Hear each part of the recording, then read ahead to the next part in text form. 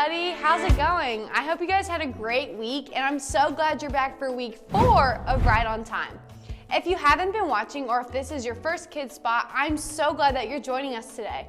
So over the past 3 weeks, we've been learning about Joseph and his story. Does anybody remember what's happened to Joseph so far?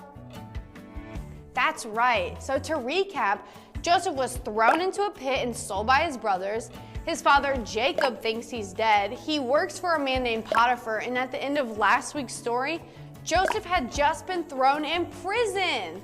Joseph was thrown in prison because Potiphar's wife lied and said that Joseph was trying to get her to fall in love with him.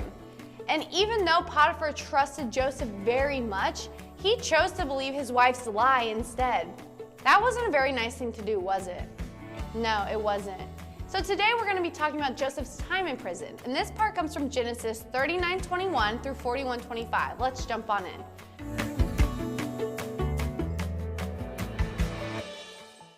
During Joseph's time in prison, God made sure that he was okay. Not only was God kind to Joseph, but he also made sure that the prison guard was as well. Joseph was then put in charge of everything in the prison.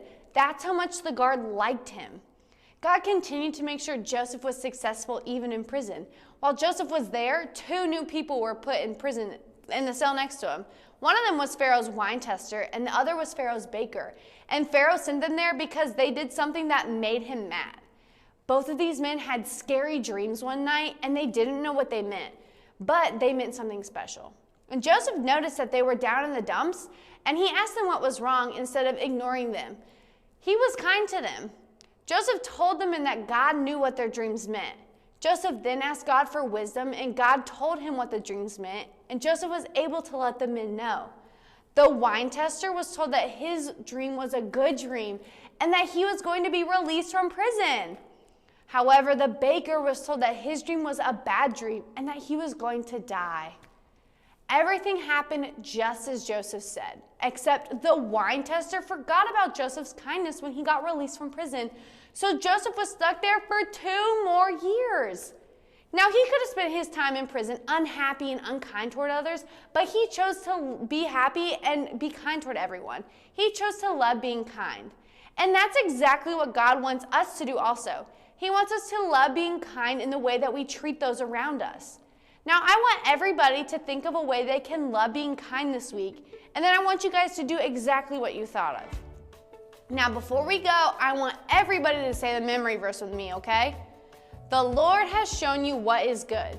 He has told you what he requires of you. You must act with justice. You must love to show mercy. Micah 6:8. Awesome job, you guys. Remember to do what you thought of to love being kind this week and to keep practicing being kind. See you guys next week for week 5 of Right on Time. Bye, friends.